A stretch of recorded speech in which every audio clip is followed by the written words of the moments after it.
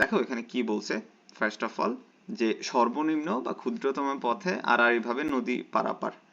ঠিক আছে, এখানে কি বলছে যে সর্বনিম্ন পথে, তার মানে কি যে তোমার সর্বনিম্ন পথ কোনটা, এইটা এদিকে যাবে। ঠিক আছে, মানে একদম কম ডিস্টেন্স যেটা। এখানে পার দিতে হইলে কি হবে যে তোমার এইদিকে কোনো ইয়া থাকা যাবে না, কি বলে সরণ হওয়া যাবে না, মানে এক্স অক্ষে কোনো সরণ হওয়া যাবে না। তো এখানে দেয়া আছে যে এক্স অক্ষ বরাবর হচ্ছে তোমার ইউ স্রোতের বেগ, ভি হচ্ছে ইয়ের দিকে কি বলে তোমার ওই সাইডে। তার মানে কি তোমার 90 ডিগ্রি অ্যাঙ্গেলে ইউর 90 ডিগ্রি অ্যাঙ্গেলে হচ্ছে তোমার লব্ধি যেটা ডাব্লিউ ওইটা থাকবে। আচ্ছা, এখন এখানে কি বলছি যে এক্স অক্ষে সরণ যদি 0 হয় তাহলে কি হবে, ধরো এক্স অক্ষে কি আছে, ইউ আছে, আর ভি আর এটার সাথে আলফা কোণ করছে, তার মানে কি হবে, ভি কজ আলফা হবে এইখানে, মানে এই অংশে কি ভি কজ আলফা। ঠিক আছে, তার মানে কি দুইটার যে ইয়াটা আছে কি বলে সরণটা আছে যোগফল, সরণ আমরা কি জানি এক্স ইকুয়াল টু ভিটি জানি না, তার মানে এখানে কি আছে সরণ equals to 0, U plus V cos alpha into T equals to 0। টিটারে যদি আমি 0 দিয়ে ডিভাইড করি 0ই হয়, তার মানে কি থাকে আমাদের U plus V cos alpha equals to 0। তো এখান থেকে যদি আমরা কজ আলফাটা নেই তাহলে কি থাকে, cos alpha equals to minus U by V, আবার alpha equals to cos inverse minus U by V. তো এটা ডিরেক্টলি হচ্ছে তোমরা মনে রাখবা। ঠিক আছে, আর ওয়াই অক্ষ বরাবর বেগটা কি হচ্ছে ভাই, ভি সাইন আলফা। ঠিক আছে, আই হোপ এতটুকু বুঝছো। আর সেম ভাবে সর্বনিম্ন সময় মানে কম টাইমে যদি যাইতে হয় তাহলে কি হইতে হবে ভাই, তোমাদের এই যে T equal to D by V sine alpha. ঠিক আছে, টিটা যদি সর্বনিম্ন হইতে হয়, ভি সাইন আলফা এটা সর্বোচ্চ হতে হবে, রাইট। তার মানে সাইন আলফা এর মান সর্বোচ্চ কত, 90 ডিগ্রি, 90 ডিগ্রির মান কত 1, তার মানে T equal to D by V. ঠিক আছে, সো এতটুকু হচ্ছে মনে রাখো। এখন আসো এমসিকিউ সলভিং এ কি বলছে, যে স্রোত না থাকলে একজন সাঁতারু ঘন্টায় 8 কিলোমিটার বেগে সাঁতার কাটে। ওকে, ঘন্টায় 4 কিলোমিটার বেগে প্রবাহিত নদীর ঠিক ওপরের বিন্দুতে পৌঁছাতে সাঁতারুকে কোন দিকে রওনা দিতে হবে। কি বলছে এখানে যে স্রোত নাই, ঠিক আছে, 8 কিলোমিটার বেগে হচ্ছে সাঁতার কাটতেছে, ধরলাম 4 কিলো, আচ্ছা প্রবাহিত নদী 4 কিলোমিটার এইদিকে, এই বিন্দুতে যদি পৌঁছাইতে যায়, ঠিক অপর বিন্দুতে বলছে। ঠিক আছে, তার মানে এটা 90 degree, U equals to 4, 8 meter কি বলছে 8 কিলোমিটার বেগে সাঁতার কাটে, তার মানে কি এদিকে ভি আছে definitely 8 kilometre, V equals to 8 kilometre. আচ্ছা, এখন এই যে আমরা তোমার সূত্র কি বলছে, alpha equal to cos inverse minus U by V equals to minus half, cos inverse minus হাফের মান কত 120 ডিগ্রি। তো এইটাই হচ্ছে তোমার অ্যান্সার। আচ্ছা দেখো এখানে একটা এমসিকিউ আছে, দ্যাট ডাজন্ট মিন যে তোমার আর এমসিকিউ গুলো হবে না। So yeah it is what it is, আরো এমসিকিউ হচ্ছে তোমার এখান থেকে আসবে। আচ্ছা, টাইপ 6 এ কি বলছে, ভেক্টরের ডট গুণফল, অ্যান্ড এটা একটু ইন্টারেস্টিং প্লাস হচ্ছে ইম্পর্টেন্ট টপিক, ভার্সিটিতে এটা থেকে হিউজ লেভেলের এমসিকিউ গুলো আসে। তো চলো স্টার্ট করি। কি বলছে ভাই, আমরা জানি এ ধরো একটা ভেক্টর নিলাম আর বি যদি একটা ভেক্টর নেই, তাহলে এই দুইটা ডট গুণফল যেটা হবে A dot B equals to A B cos theta. ঠিক আছে, থেটা কি এখানে, থেটা হচ্ছে এই যে এ আর বি এর যে মধ্যবর্তী কোণ এটা হচ্ছে থেটা। ঠিক আছে, আচ্ছা হইল। এখন আসো ধরো এ হচ্ছে একটা vector A X I hat plus A Y J hat plus A Z K hat. ঠিক আছে, আর বি এর ক্ষেত্রে B X I hat plus B Y J hat plus B Z K hat. দুইটা vector হলে তাদের scalar গুণফল হচ্ছে A dot B equals to, দেখো তো এই যে আই এর যে ইয়াটা আছে, দুইটার আই এর সহগ গুণ করে প্লাস জে এর যে সহগ আছে ওইগুলা গুণ করে যোগ করব, আবার কে এর যে সহগ আছে এই দুইটা গুণ করে যোগ করব। সো আই হোপ এটা বুঝছো। আর মধ্যবর্তী কোণ এই যে থেটার ক্ষেত্রে কি হয়, ধরো এই যে A dot B equals to A B cos theta, তুমি থেটারে যদি এই সাইডে রাখো তাহলে কি হয়, cos inverse A dot B by A B. আচ্ছা এখানে দেখো তো এ বি এই দুইটা কি ইন্ডিভিজুয়াল এ আর বি এর মান। ঠিক আছে, এটা একটু খেয়াল রাখবা যে এ আর বি এর মান। ঠিক আছে, আর এখানে কি বলছে যে এ ও বি দুইটি ভেক্টর পরস্পর লম্ব হবে, এই তো এটা বহুত ইম্পর্টেন্ট ভাই। ধরো এ একটা ভেক্টর আছে আর বি একটা ভেক্টর আছে, এই দুইটা একটা আরেকটার উপর লম্ব, ঠিক আছে। এই কেসে কি হবে, এই দুইটার গুণফল মানে স্কেলার গুণফল যেটা ডট গুণফল, ওইটা আমাদের অলওয়েজ 0 হবে, ঠিক আছে। এই শর্তটা একটু ভালো মতো মনে রাখা লাগবে। আচ্ছা, এখানে অনেক জিনিস লেখছে, এত জিনিস লাগে না, সিম্পলি একটা জিনিস বুঝো তো। ধরো এখানে একটা এ ভেক্টর আছে, এখানে হচ্ছে এ বি ভেক্টরটা আছে, ঠিক আছে। ধরো এতটুকু যে অংশটা আছে, ঠিক আছে, এটা কি বি এর ছায়া না, তার মানে এটারে আমরা কি বলবো, বি, এটা হচ্ছে বি এর অভিক্ষেপ, ঠিক আছে।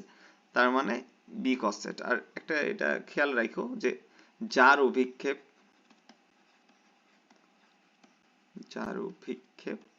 তার কস থিটা, ঠিক আছে। এতটুকু বুঝলেই হবে। এই যে এখানে বি এর অভিক্ষেপ B cos theta, B cos theta equals to কি হবে, A dot B by A. এটা কোত্থেকে আসলো, এই যে ভাই এই সূত্রটা থেকে, মানে যার অভিক্ষেপ বের করবা ওটা এক সাইডে রাখবা, B cos theta equals to A dot B by A. এটা বুঝছো। আর এখানে হচ্ছে কি বলছে, এর লম্ব দিকে বি এর ভেক্টর, এগুলা অত তাজা এটা জিনিস পড়া লাভ নাই। আচ্ছা আসো সলভিং এ নামি। কি বলছে এক নাম্বারটা, a equal to I hat plus 2j plus 2k এবং b equal to 3i plus 2j minus k হলে a ও b, a এর উপর b এর অভিক্ষেপ। কি বলছে, b এর অভিক্ষেপ, তার মানে কি বের করব, b cos theta। তো b cos theta কি আসে ভাই, a ডট b বাই কিসের মান, a এর মান, ঠিক আছে।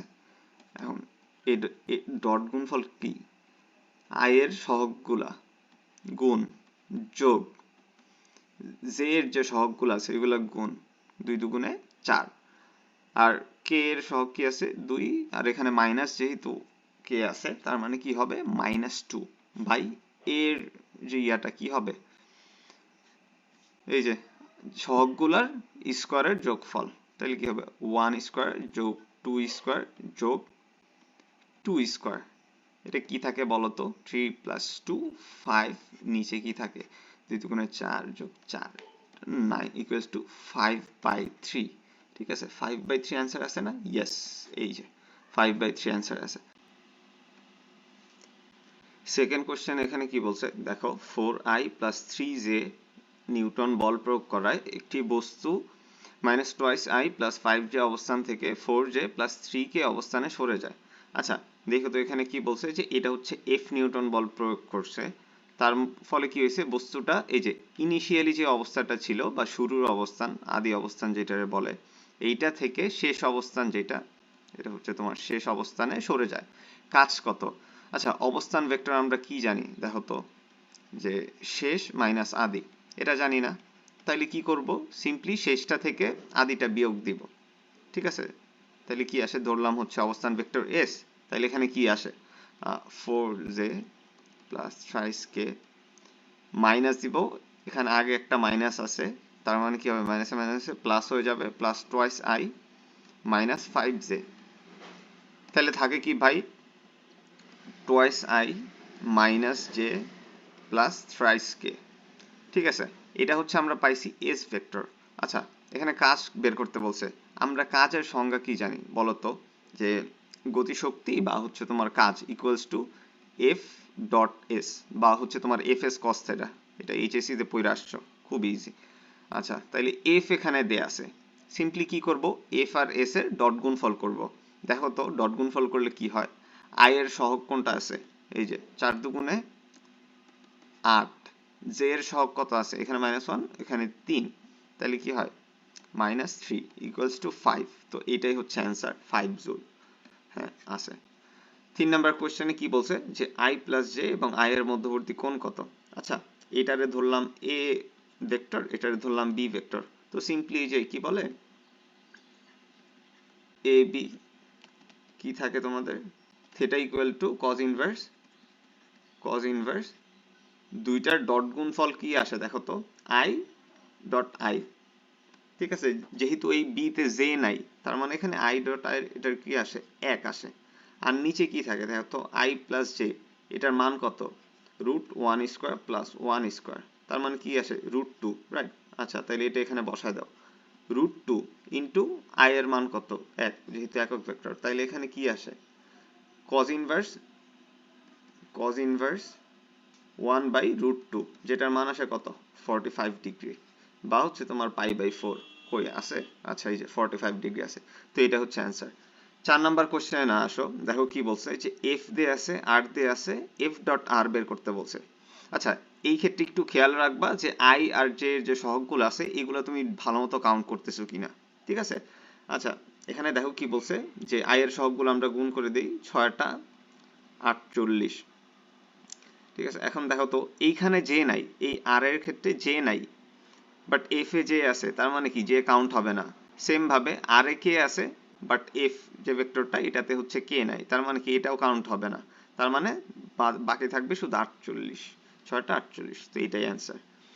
5 নাম্বার কি বলছে যে দুইটা ভেক্টরের স্কেলার গুণফল 18 একক, মানে তোমার স্কেলার গুণফল হচ্ছে ডট গুণফল, এদের ভেক্টর গুণফল 6√3, ভেক্টর গুণফল হচ্ছে তোমার ক্রস, এদের মধ্যবর্তী কোণ কত। আচ্ছা তার আমরা করি কি, দেখো কি জানছি a dot b equals to ab cos theta, ঠিক আছে। আচ্ছা a ডট b কিন্তু দেয়া আছে, কি দেয়া আছে 18 equals to ab cos theta. আচ্ছা এটার 1 নাম্বার দেই। সিমিলারলি আমরা যদি a ক্রস b করি তাইলে এটা কি থাকে, এটার মানটা জাস্ট নিছি এখানে, যেহেতু মান দেয়া আছে শুধু, তাহলে কি করব ab sin থিটা, ঠিক আছে। আচ্ছা মানটা দেয়া আছে কত 6√3 equals to ab sin theta. এটা 2 নাম্বার। এক কাজ করি আমরা হচ্ছে 2/1 করি, 2/1, তাহলে কি থাকে দেখো তো ab sin theta by ab cos theta equals to 6√3/18। আচ্ছা দেখো ab কাটা যায়, sin theta by cos theta মানে কি tan থিটা। এদিকে দেখো তো 3 6 18, এই 3 মানে কি √3 ইন্টু √3, এই √3 কাটা, তার মানে কি থাকে 1/√3, তাইলে tan ইনভার্স 1/√3 এর মান কত 30 ডিগ্রি, ঠিক আছে।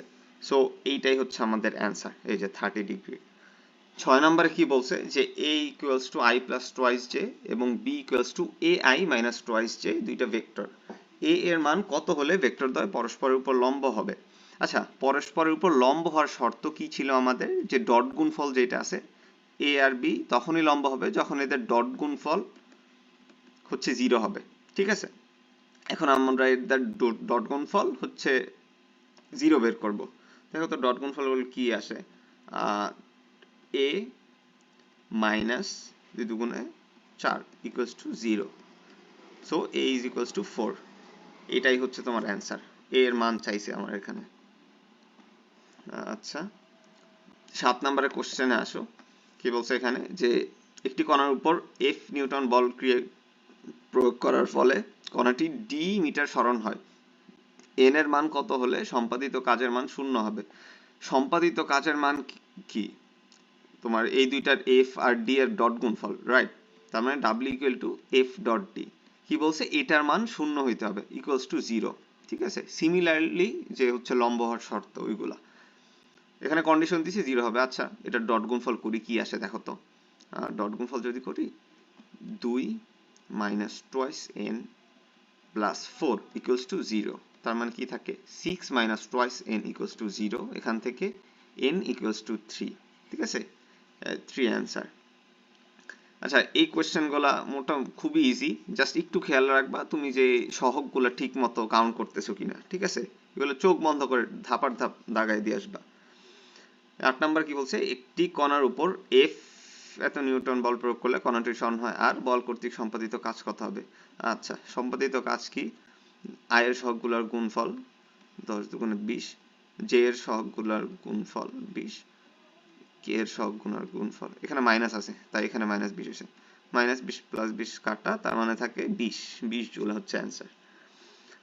9 নাম্বার কি বলছে যে i মাইনাস j, ও আচ্ছা ধরলাম এটা হচ্ছে a ভেক্টর, এটা হচ্ছে b ভেক্টর, ঠিক আছে। এখন আমরা হচ্ছে এটার কি বলে থিটা বের করি, কি আসে cos ইনভার্স ডট গুণফল, তার মানে কি আই আর জে আছে, এখানে জে আর কে আছে, তার মানে কি জে আর জে এর ভিতরে ডট গুণফল হবে, গুণ হবে জে এর সহগগুলা। তাহলে গুণ করলে কি আসে দেখো তো, প্রথমটায় থাকে -1, পরেরটায় শুধু 1, তার মানে কি -1 থাকে উপরে ডট ডট প্রোডাক্ট করলে। আর নিচে দেখো তো কি থাকে, এটার মান কত, √1² প্লাস -1 হোল স্কোয়ার, ঠিক আছে, তার মানে কি আসে √2।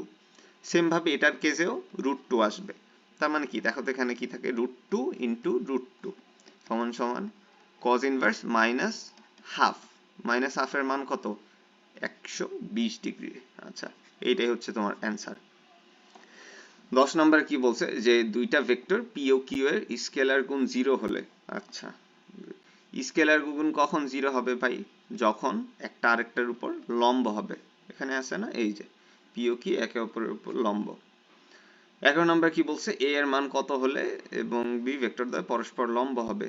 সেম কেস, দেখো তো ইয়াগুলো আমরা আই এর সহগগুলা গুণ করি, twice A plus 2 equals to 0। দেখো এখানে কিন্তু কে নাই, তার মানে কে এর সহগ কত 0, তাই এখানকার কে কাউন্ট হবে না। তাহলে এখানে এ আমরা বের করি কত, এ ইকুয়ালস টু -1। আচ্ছা, -1 হচ্ছে অ্যান্সার। 12 নম্বরে কি বলছে, এ ও বি ভেক্টর দ্বয় কখন A dot B equals to -ab হবে। আচ্ছা, এ ডট বি এখানে কি আছে দেখো তো, ab আছে, তার মানে এখানে কন্ডিশন কি, cos থিটা ইকুয়ালস টু -1। হ্যাঁ ওইটাই তো, তার মানে দেখো তো cos থিটা কখন -1 হয়, যখন থিটা ইকুয়ালস টু 180 ডিগ্রি হয় না ভাই, ঠিক আছে, এটা পড়ছো, খুবই বেসিক জিনিস। 13 নম্বরে কি বলছে, যদি পি ইকুয়ালস টু এই ভেক্টর এবং কিউ এই ভেক্টর হয় তবে তাদের স্কেলার গুণ কি হয়। আচ্ছা, স্কেলার গুণ করি, আই তো এখানে নাই, তার মানে আই বাদ, তার কি থাকে 4 মাইনাস থাকে, মাইনাসে মাইনাসে প্লাস, 4 প্লাস 3 ইকুয়ালস টু 7, এটা হচ্ছে অ্যান্সার। 14 নম্বরে বলছে দুইটা ভেক্টর এ এবং বি এর মধ্যবর্তী কোণ কত। আচ্ছা, আমরা মধ্যবর্তী কোণ বের করি, theta equals to cos inverse A dot গুণফল করি, কি হয় দেখো তো, শুধু আই থাকে, তার মানে উপরে থাকবে 15, 3 5 15, আর নিচে কি থাকবে দেখো তো, এইটার মান কি আসে, √3² যোগ -3 হোল স্কোয়ার, ঠিক আছে। এইটা কি, এটা ইকুয়ালস টু কি লেখা যায় দেখো তো ভাই, 3√2 লিখতে পারি না আমরা, ঠিক আছে, 3√2। সেম কেসে এটাকে কি লিখবো, যে 5 দুইটা আছে, তার মানে কি 5√2, তার মানে এখানে আমরা সিম্পলি বসাই দিই 3√2 ক্রস 5√2, ঠিক আছে। 3 5 15, এই 15 কাটা, উপরে থাকে 1, সমান সমান কি cos ইনভার্স √2 ইন্টু √2 কত 2, cos ইনভার্স হাফ, এটার অ্যান্সার হবে 60 ডিগ্রি, ঠিক আছে। আচ্ছা, এই এই জিনিসটা কেমনে আসলো, আই হোপ বুঝছো। 3√2 ধরো তোমার কি বলে 3² যোগ -3 whole square equals to √9 plus 9 equals to √18। √18 এর কি লেখা যায় দেখো তো, 9 ইন্টু 2, ঠিক আছে, তার মানে এখানে কি থাকে, √9 করলে কত আসে 3, আর এখানে √2 থাকে, এটাই। 15 নাম্বার বলছি স্কেলার গুণের কাজের উদাহরণ কোনটি, এই যে এটা হচ্ছে কাজ, কারণ আমরা জানি কাজ W equal to F dot S, বল আর সরণের ডট গুণফল। 16 নাম্বার বলছে বল প্রয়োগের সর্বোচ্চ কাজ হবে যখন বল সরণের সাথে ক্রিয়া করে কোন দিকে। আচ্ছা, এটা হচ্ছে কাজ ক্ষমতা শক্তির এমসিকিউ, বাট এখানে যেহেতু আসছে, বল সরণের সাথে তখনই, যখন হচ্ছে তোমার সেম ডিরেকশনে কাজ করবে, তাই তখনই কেবল সর্বোচ্চ কাজ হবে, ঠিক আছে। ধরো এফ হচ্ছে এদিকে, সরণ তোমার এদিকে হইতেছে, তার মানে ডাব্লিউ ম্যাক্স, এটা ডান।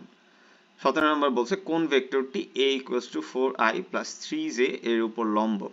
আচ্ছা দেখো তো, এটা আমরা হচ্ছে আগে আমরা শিখছি আগে, 3 ডাইমেনশনের ক্ষেত্রে হয়, ধরো এটা হচ্ছে i ভেক্টর আছে, এটা যে ভেক্টর আছে এখানে, আর এখানে হচ্ছে k, ঠিক আছে, এটা x অ্যাক্সিস, এটা y অ্যাক্সিস, এটা z অ্যাক্সিস।